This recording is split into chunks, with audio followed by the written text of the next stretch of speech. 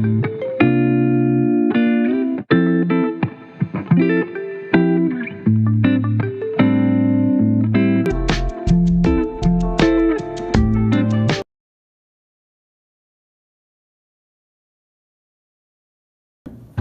mı bala? Salmat beşi. O yazamadılar. Oturağlarında. Malayana çarşı? Çarşı.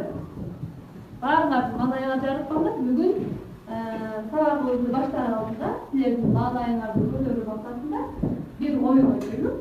Anda negizinin жақсы işlerdi başlıyor için her bir adam özünün bağlı sapatlarını biliyor olsa bağlılıklarını bilmeyin kanday жақсы desa almayız ki. Ошондуктан баардык тилгечи баалык сапаттарыбызды же болбосо самооценкабызды айтып кетебиз. Мисалы, мен зор келдим. А силерчи? Ана кедегиз менен айтып кете беребиз. Жумахан акылдуу, Улуубек Азамат, сабырдуу, Улуубек ишенимдүү деп Альбина. Сердечкиндүү. Мээрим акылдуу. Ниет. Sabırdı bak bakalım. Merimdүү экен баба. Азаматтын акылдуу экен. Күчтүү Нурсултан. Күчтүү Азамат. Камил кандай? Айкөл. Актörмүн Нурмухамед кандай? Ишмердүү экен. Sabırдуу экен Мухамед Азаматтын. Акылбек. Айкөл.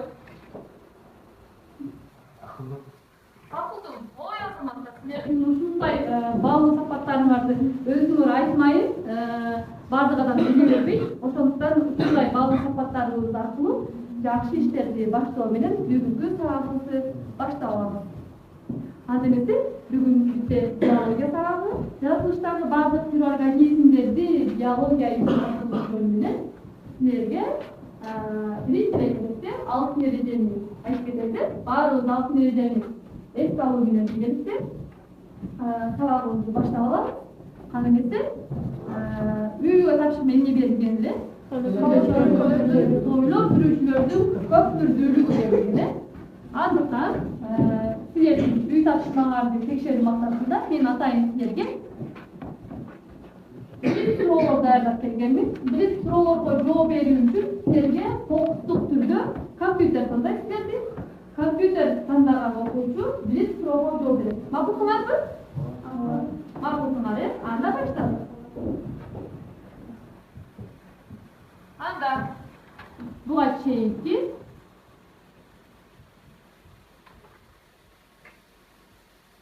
үй тапшырма. Birinci tandalı, kayıtlı okumucu, birinci bilinç suroğu жооп берет. Анда кеттик.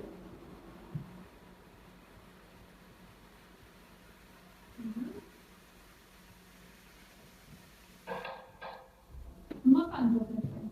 Жумахан birinci суроого жооп берүү үчүн тойлоо жүрүүчүлөр канча түркүмдөн туратына алар кайсылар?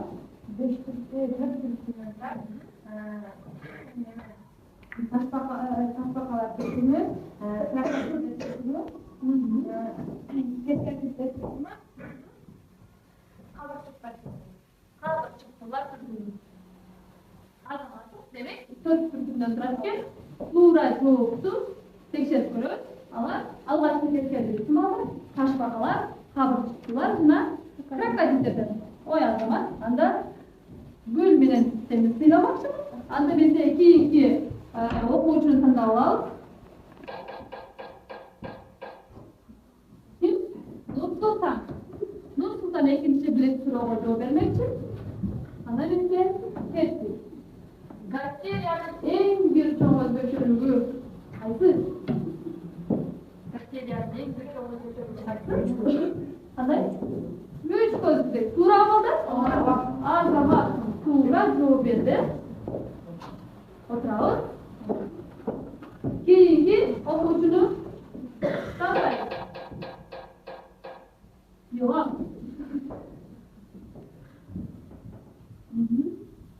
Yoğun nasıl o? Çok mutlu gelindi. Taşbakalım. Taşbakanın taşı değil. Bravo. Negizden tuğra, biro, tuğra cevaplı karab ko'raylik. Çındığında taşbakaların kaptalarından sorulup emniyet düzeltken çok mutlu düzeltken. Buna oşonduktan alardı biz taşbakalardan üstündeki çok put dep atayбыз. Al emniyet hizmet karşı ne?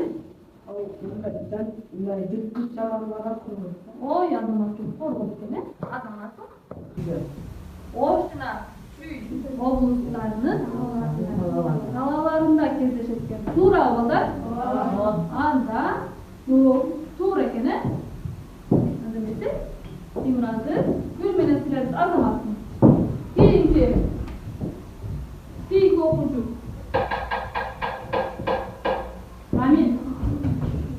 Рамилге суроо сойлоп жүрүүчүлөрдөгү эң жырткыч жаныбар кайсы? Крокодил дейт. Туурабы? Туура экен, азаматсың. Азаматсың ба? Кийинки окуучу. Кайсы окуучу? Мухаммедке суроо. Регенерация деген эмне? Мына бул сөз кайсы жаныбарларга тиешелүү? Ал эмне регенерация деген? Регенерация деген Кандай?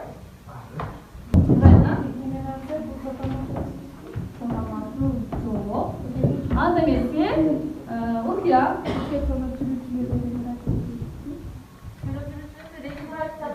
жөндөмдүү туура, бирок регенерация деген сөздүн мааниси эмне?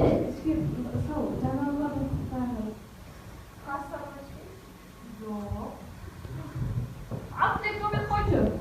Жануарлардын керісінше базасы оған өздері қайта башан өсіп кетеді. Азаматсың, қылча қылғыш болар. Және соның жоқ берді. Анда Аптекти өзіне сыйламақсың. Азаматсың Аптек.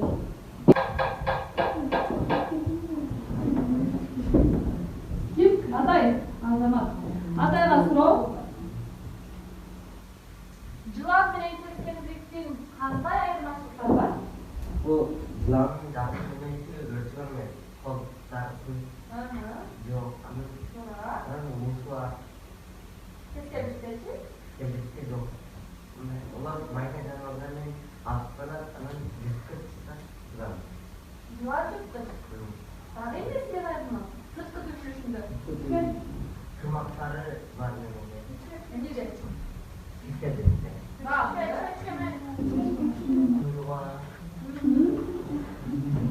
Турuydu көрсөтпө? Дагы? Эң негизги өзгөчөлүгү койчу. Баба кошчулук койчу. Ең негізгі өзгөчөлүгү мына жыландар сойлоп жүрөт да, анан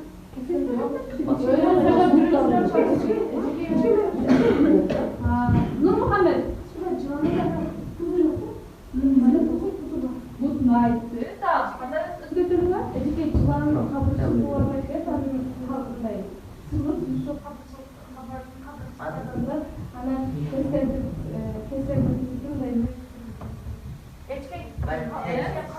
Biraz adashıp ketsin. Жумакадиктерде үч көзү жок. Adashıp ketsin. Жумака. Анда туура жоопту карап көрөлү. Атай. Карайбыз. Жок, жыландын дене түзүлүшү толук бөлүнгөн эмес. Атай туура эле жооп берди. Бирок кээ бир органдары кыскартып кеткен. Мисалы кайсы экен? Сол өпкөсү кескендиликте болсо, көзүнүн үстүндө эмнеси бар экен? Кабагы жана буттары менен жыландан эмне болуп турат экен? Айырмаланып турат экен. Азаматсың, кандай? Кандай гүл менен сыйлайбыз. Терisi bağlı, yüzü boz, denesinin temperatürasından ketken kızıl krem silkeçeler, jana mayra taktar var. Surov. Hayırsı soylap yürüyüşlerinde söz bolsa da. Yıllarda içken. Çok kalaldı, yok. Şimdi Nurmuhammed Öbek koymuş. Bol zemzemli, tuğra joktur. Karayız. Nurmuhammed tuğra jok bergen yürüyüşün bir kol çağlar bolsun, Azamat. Azamat Nurmuhammed. Keyingi so'rovdim. Keyingi o'quvchi. Rayana. Rayana so'raydi. Yaşıl çöpün arasında yaşıl. Sarı daldırakın arasında sarı. Bir başka tuşka özgürüp bu özgürüp durarken bu zaman kaydı. Hamilyon. Hamilyon derken. Dura oldu. Dura. Azamatın. Azamatın. Anda ise keyingi okuyucunun alı. Nur Muhammed so'raydi. Reptiliyalar bilişinin qaysi canlılarda ko'proq sürüyorçu bölemi?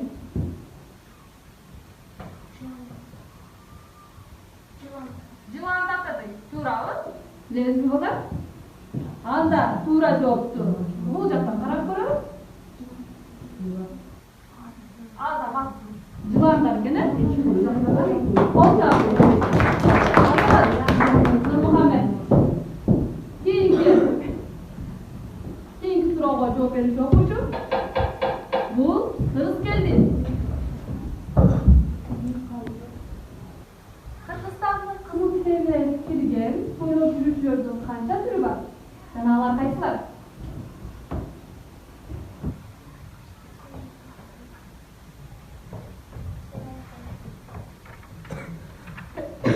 Javob berasizmi? Etapet qo'ysin shu qurmanqazi.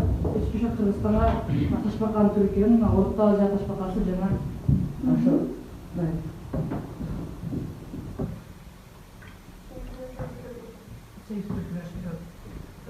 Orta Azya taşbakası dan Kafkas Karaçağcıvan dan Daha qaysi?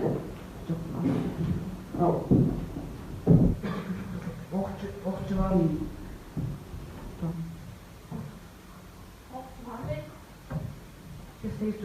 Ova, tura 8 tur kirgan, biroq qaysi turlari kirgan?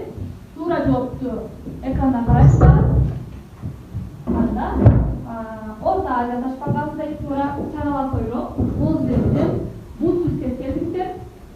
Sayit Aliyevning jur boshqa keldirdi. Qadimki fantastik chiqish qumtuğunu kutu. Oshundoyda Renatning bozdo char ulanib.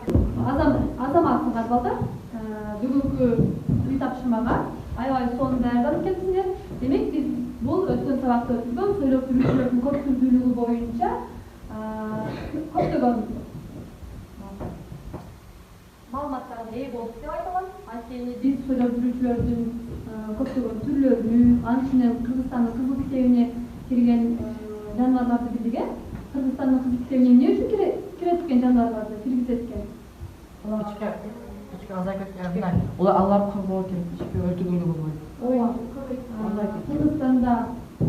Kırgızistan'da bayağı azayıp ketken jolusu korgowga alıngan janavarlarda tayın kızıl kitapga kirgiziүү arkылуу biz эмне кылат экенбиz жаратылыштагы организмдерди анчинен эмнелерди сойлоп жүрүүчүлөрдү коргой алат экенбиз.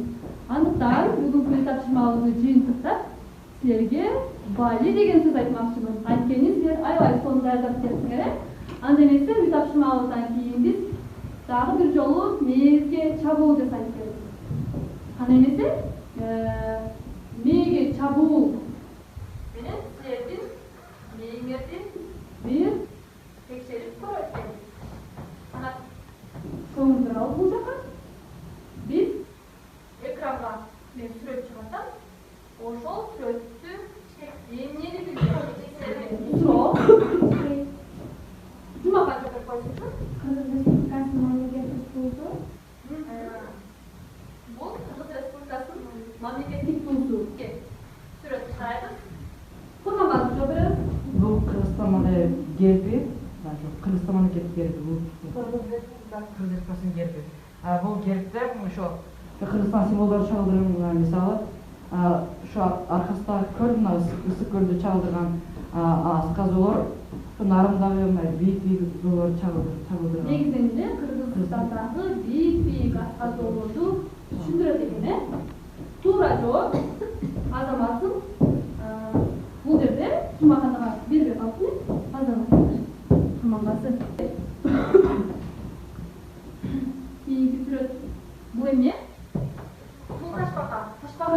эмнеге салыштырат?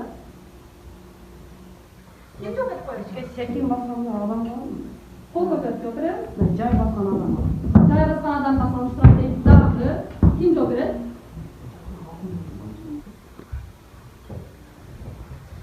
Эмнеге салыштырат кыргыздар? Ташбаканы. Жок кабылды. Кабылды дейт. Туура жоопту карайлычы. Ташбаканы узак жашоо менен байланыштырат экен, бул сүйлөдүрүүчүгө кирүүчү өкүл болуп эсептелет. Кийинки бул кайсы жаныбар? Арстан жаныбары. Нурмухаммед көтөрүп койчу.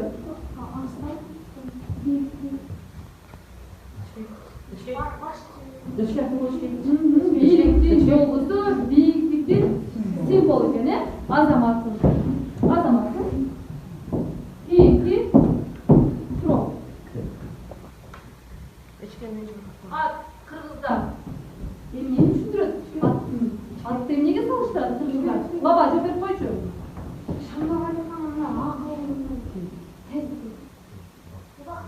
Туура. Жоопту кабыл алабыз. Туура жообу баба жакындашып айтты. Бул эмне экен? Интеллект, ойдун күлүктүгү, убакыттын тездиги менен байланыштырат экен, кыргыз эли. Азамат бар. Кийинки суроо. Атын билесизби? Мага Айдына жооп берип койсунчу.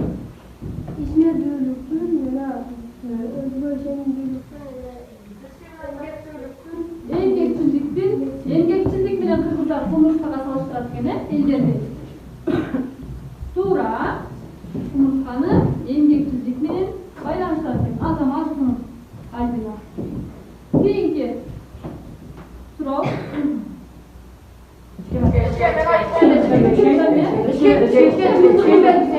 Ага жооп берет Ибран.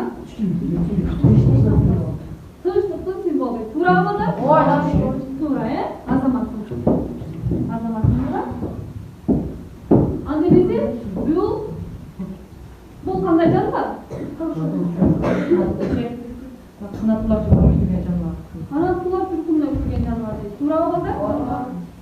Бул чындыгында эле силер айткандай, көбүнчө канаттуулар түркүндө же болбосо канаттуулар классына кирүүчү жаныбар болгондуктан бүгүнкү сабагыбызды мына ушул темада баштамакчыбыз. Анда баарыбыз бүгүнкү күндү белгилеп,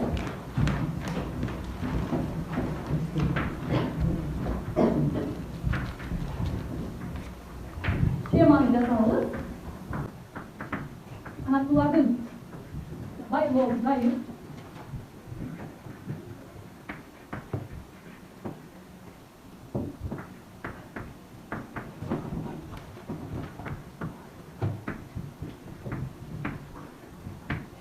сыртына ички түзүлүшү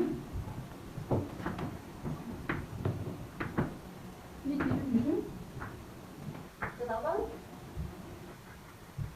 Ошондой эле скелети жана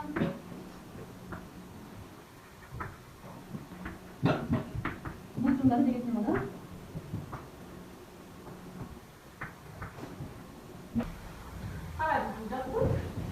сабактын темасын баарыңар толук жазып алгансыздар.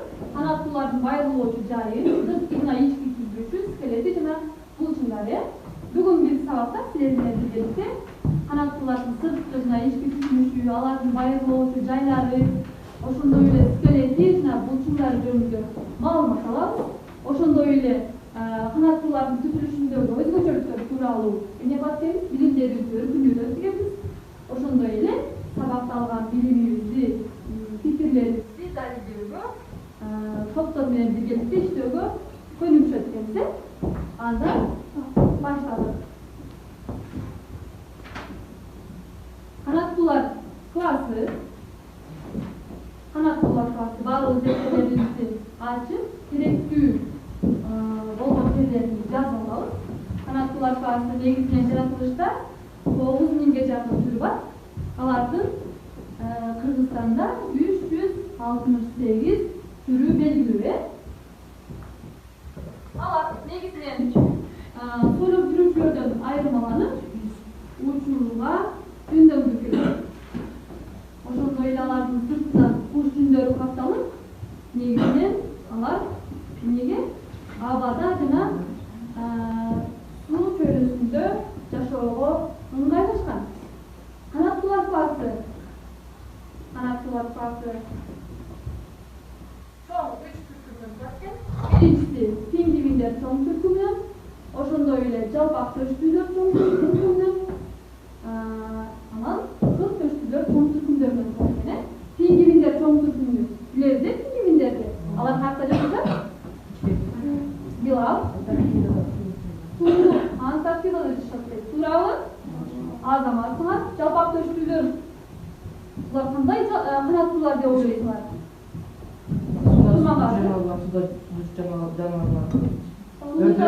Ördek, akbul, kamçılar. Ушунду ойлойсуңар. Азаматсыңар, 44 түйлөр чоң түркүмү. Кайсы канаттуулар деп ойлойсуңар? Мухаммед. Азманда учуп жүрүүчү бүркүттөр дейт. Азаматсың, тумшуктуулар дейт. Азаматсыңар. Бүгүнкү сабагыбызда кайсы түркүмгө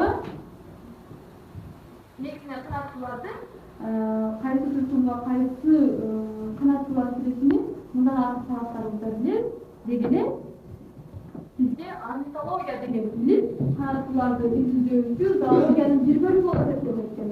Мына ушул орнитология аркылуу биз канаттуулардын кайсы түркүмдөргө киришини, алардын сырткы, ички түзүлүштөрүн, ошондой эле скелеттерини, байырмооч жайларыны, булчуңдары жөнүндө эмне кылат экенбиз? Биле алат экен орнитология илимин изилдөө аркылуу. Анда карайбыз. Негизинен канаттуулар классы суу чөйрөсүндө. Ошондой эле жер абада теңири таралган омурткалуу жаныбарлар болуп эсептелет экен. Негизинен канаттуулар классы суу чөйрөсүндө. Ошондой эле жер абада теңири таралган омурткалуу жаныбарлар болуп эсептелет экен. Алар негизинен денесинин чоңдугу ар түрдүү эң чоңу Африка көө кушу. Алардын салмагы 120 килограммга чейин болушат экен дагы. Алар дүйнөдөгү эң чоң канаттуу болуп эсептелет экен. Андан эң кичинекей канаттуу бул кайсыл эле? Калибри чымчыгы жолдо канаттуусу болуп эсептелет. Анын салмагы 2 граммга жетет экен. Канаттуулардын сырткы түзүлүшү негизинен баш, моюн, ошондой эле бойдуна бут бөлүктөрүнөн турат экен. Негизинен башында аркасында күчтары, ошондой эле көзү, анан угуу тешиги орун алган. Ал эми моюн омурткасы, андан кийин бут боюнда негизинен буттары жана эмнелери канаттары жайгашкан. Ошондой эле алардын башка жаныбарлардан айырмаланып эмнеси? Эмнеси бар? Канаттары бар экен, Андан кийин канаттуулардын эң негизги өзгөчөлүгү бул тумшуктары, Тумшуктардын ысырлары курч, аларда эмнеси болбойт? Тиштери болбойт, туура айтасыңар. Тиштери болбойт, алардын бардык канаттуулардын ар бири эмне өзгөчө. Эмнеси менен айырмаланып турат? Тумшуктары менен айырмаланып турат. Алардын жеген азыгына жараша тумшуктары өзгөчө болуп бири-бирине. Мисалы алганда бул кайсы жаныбардын башы? Булардын эмнеси? Кычка чыгып кеткен. Ал болду тосмал, чирели мөмөлөрдү жеүүчү тумшук болуп эсептелет экен. Тешкич, ошондой эле кайчы тумшук, тиштер сымал, ийне сымал, ошондой эле ураттарды жаруу үчүн ар кандай формаларда болгон канаттуулардын эмнелери тумшуктарыны көрдүк эле. Буларды байкап жүрөбүз барып эле. Байкайсыңарбы канаттууларды? Анда канаттуулардын боюнда канаттары ошондой эле буттары жайгашкан. Буттардын манжалары баардык эле бирдей боло бербейт экен. Жаныбарлардан айырмаланып куш түндөргө ээ болгон экен. Куш түндөрү негизинен салканаттардан, мамык түндөрүнөн ошондой эле түндөрдөн турат. Алар салканаттар булар болсо чалгындан ошондой эле чоң куйрук куш түндөрүнөн турат экен. Булар чоң куйрук куш түндөрү эмне башкаруучу болуп эсептелет экен. Чалгын канаттарынын түзүлүштөрүнү азыр өзүнчө көрсөтөм. Булар чалгындын түп жагы, айылчеси, догошосу болот экен. Желпүүрдүн сыбыт бөлүгү икей болот экен. Сырткы жүндүн желпүүлөрү ошондой эле алар эмнеде турат экен? Өзөктөр турат экен. Алар негизинен экинчи иреттеги кылкажар булуттарды өзүнчө бөлүнүп турат экен. Анан биринчи иреттеги кылкажар булут алардын эмнеси түзүлүшү боюнча бири менен айырмаланат экен. Анда баардык өз колдорубуз менен кармап эмне кылабыз?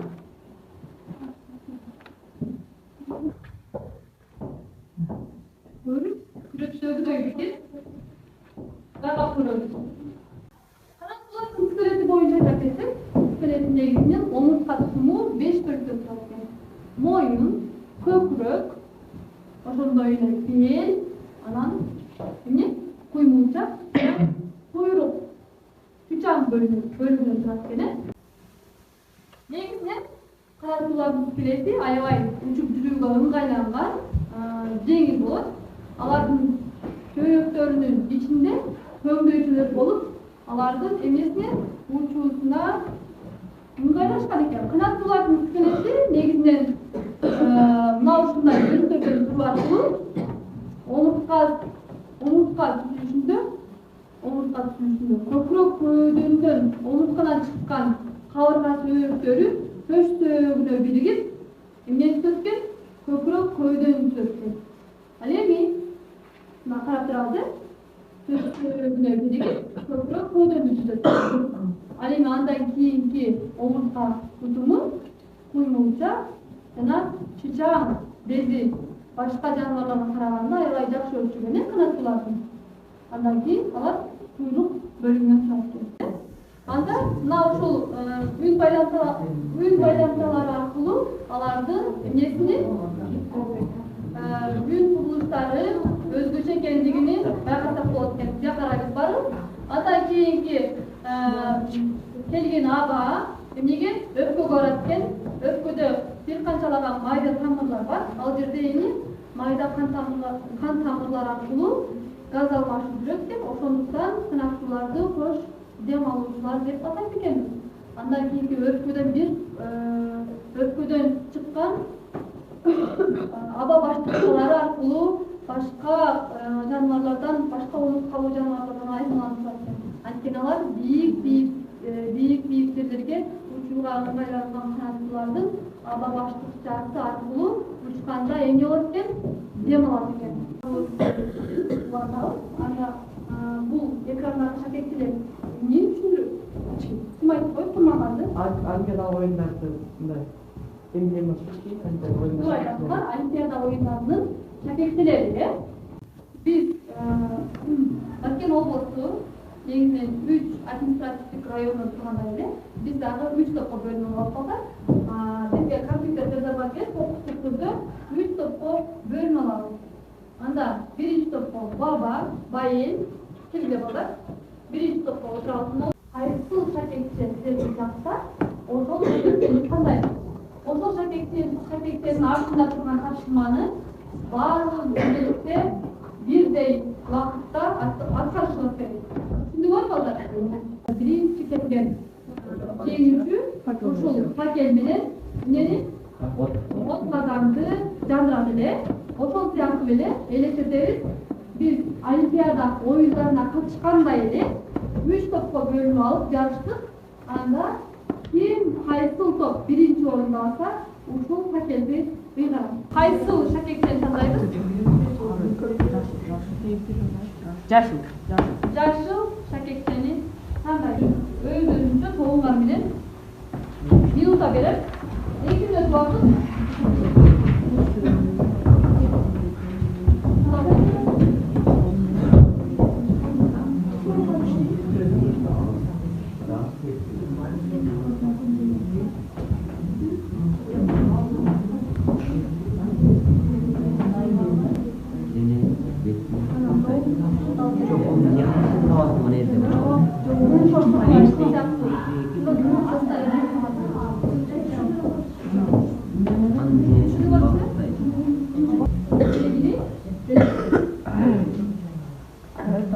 Ал эми жабуучу куш күндөрү эмне дегенсиңер? Учканда денесин багыттай десиңер. Ал болсо жабуучу куш күндөрү көтөрүү бетини пайдалап экен. Эмне канаттуулардын үстүндөгү жабуучу куш күндөрү көтөрүү бетини эмне кылат экен? Пайдалап экен.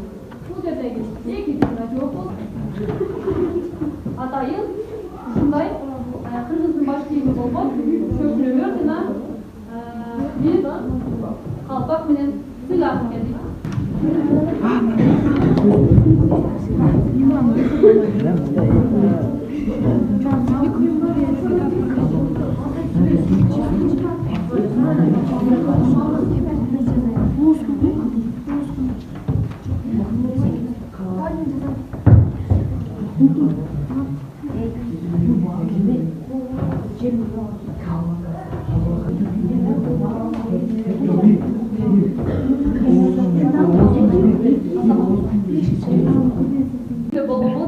Анда ise birinci toplum belirleyenlere karayın.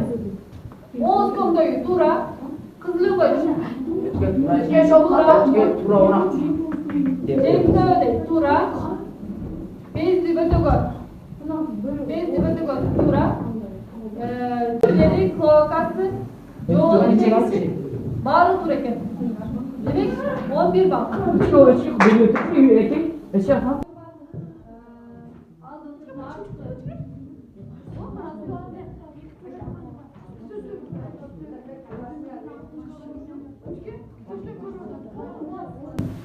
Üçüncü cemaat tanınan kızıl şakeklerin içinde tablitsa толтыруу тапшырмасы болгон. 2 мүнөттүн ичинде окуучулар сыналышындай жыйынтыкка ээ болду.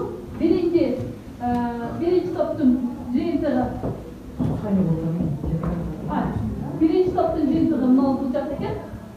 Birinci topto скелет, канаттуулардын скелети боюнча таблицаны толтуруу болот. Мында силер басты үстүн астын кутумушун деп туура бирок бар болчу астыкты омуртка тутумунда түңдүүлүгүндөй туура эмес. Алдыңкы бут функциясы шыйракы, манжа, тырмак, жотожелектер туура эмес. Арткы бут функциясында шыйрагы, манжалары, тырмагы, жотожелектер туура эмес. Туруш керек эле. Алдыңкы бут функциясы 3 жуп сөйөктөрдөн турат дебедик беле? 3 жуп сөйөктөр. Булар кайсылар эле? Жуп бүрүдөн, 2 жуп бүрүдөн, ошондой эле 2 далыдан, 2 акректен туруш керек эле. Ушундай байкалсаңар, арткы бут функциясы булар кайсы эле? Жамбаш сөйөгүнөн, ошондой эле ал сөйөктөрдөн туруш керек эле. Укпайга ээ болуп, мына ушундай кыргыздын улуттук болгон баш кийимдери менен сыйнадылар. Ал эми кол жооп бергениңер үчүн ушундай кыргыздын улуттук болгон баш кийим менен куртуктайм.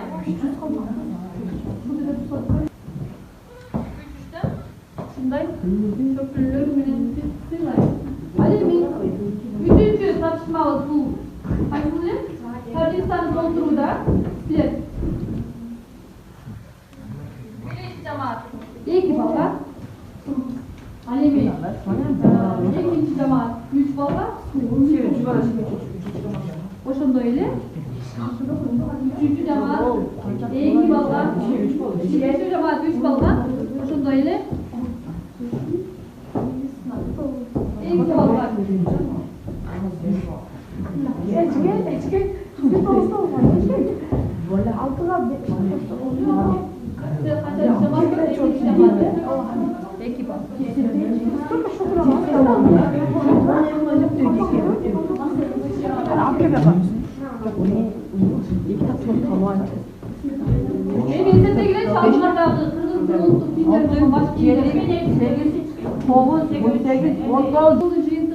birinci jana üçüncü cemaat birde 15 balla eye bolgonduktan эки жамаатка дагы бир тапшырма берип көрмөкчүмүн. Мына ушул тапшырманы 2 мүнөттүн ичинде ким биринчи мына көп атканса мына ушул жамаат жеңүүчү деп эсептелет. Андыктан убакыт кетти.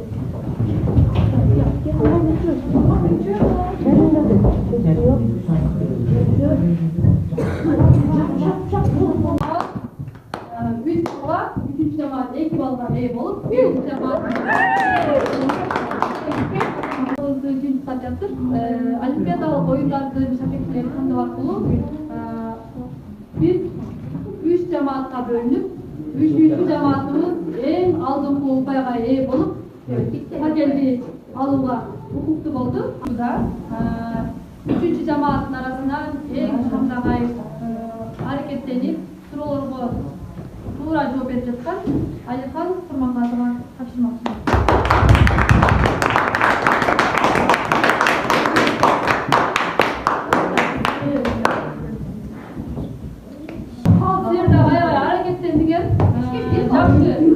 Bal menен birinci top bir upay menен артта калды. Бул эң соңу. Демек бүгүнкү темабызда каракчылардын сырткы ички түзүлүшү, ошондой эле байырлоочу жайлары, улчундары, ошондой эле алардын скелетини биз толук деңгээлде бийликте ойлойбуз. Дагы үйдөн могул жерде туура эмес белгилеген жерлерди, ошондой эле алардын ички түзүлүшүнү, тамак сиңирүү системасынын скелетини үйдөн кайрадан кайталап окуп чыгабыз. Макулбу? Демек силерге түшүнүктүү болду тема. Бардык тапшырмаларга түшүнүп, жеткиликтүү жетти деген ойдомун. Бүгүнкү сабакта активдүү катышкан окуучуларды баалайм. Биринчи топтон Жумаканга, Мухаммедке, Атайга 5 коймокчумун. Анткени булар активдүү катышты. Ал эми Билалга дагы 5 коем, аябай аракеттенди. Адилнага 4 коем. Дагы аракеттерди.